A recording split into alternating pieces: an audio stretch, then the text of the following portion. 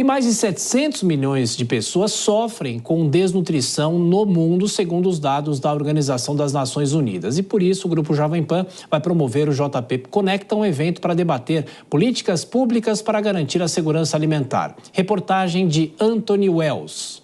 735 milhões de habitantes. Essa é a quantidade assustadora de pessoas desnutridas em todo o planeta, de acordo com as Nações Unidas. A esmagadora maioria na Ásia e África. A Organização para a Alimentação e Agricultura das Nações Unidas ainda aponta que 30% da população mundial pode estar associada a algum grau de insegurança alimentar. Ou seja, a pessoa não tem acesso físico, social ou econômico à comida. Como explica o especialista no tema Lucas Borges, o problema não é a falta de alimento no mundo, mas sim a distribuição desigual dele. Só que essa distribuição desigual, ela tem alguns culpados, por assim dizer. Então, nós somos dependentes, por exemplo, dos fertilizantes da Rússia. Então, a Rússia, antes mesmo da Covid, a Rússia ela já vinha fechando o seu mercado interno, tudo isso por conta das guerras, isso acontece, você tem automaticamente um aumento no preço dos alimentos. Existe uma distribuição desigual, mas porque existem produtos que são mais baratos. Quando a gente pensa em tubérculos, batatas, eles são menos perecíveis. Então é muito mais fácil de você fazer logística. Acho que tinha que ter um maior investimento em logística. Diante desse cenário, o Grupo Jovem Pan vai realizar o JP Conecta, um espaço que vai reunir jornalistas, especialistas e autoridades para abordar o assunto.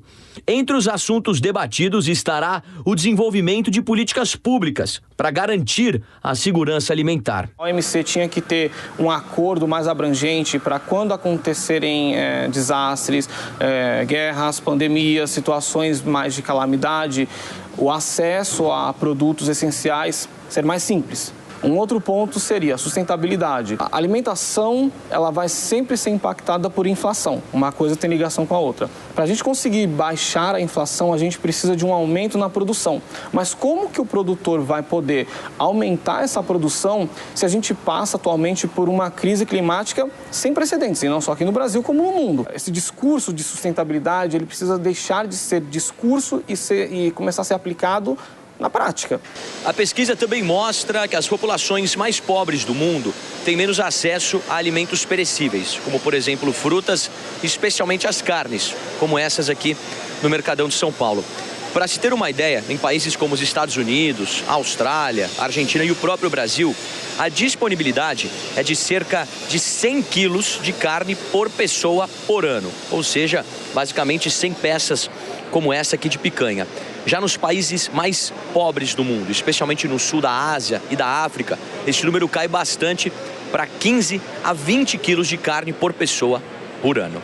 A gente é muito dependente da importação, os Emirados estão nessa crise toda, então a gente tem um aumento nos barris de petróleo. Quando o petróleo aumenta, ele vai aumentar o preço dos fertilizantes, que a gente também importa. Então a gente vai pagar 2 vezes.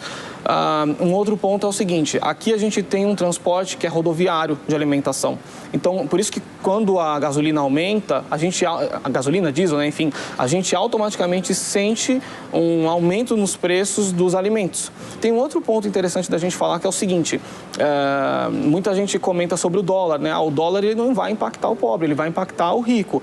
Isso não é verdade, porque quando o dólar aumenta, hoje a gente tem uma produção aqui no agro que é muito dependente, dolarizada. Na verdade, a nossa economia é dolarizada como um todo. Mas quando a gente fala de agronegócio, como, por exemplo, a gente vai pensar no maquinário do agro, é dolarizado, é importado. Quando a gente pensa em fertilizantes, obviamente, importado.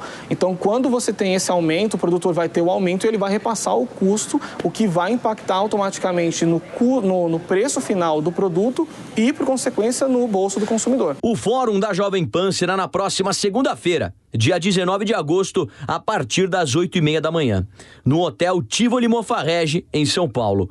O evento terá o patrocínio do SP Negócios e apoio do governo estadual.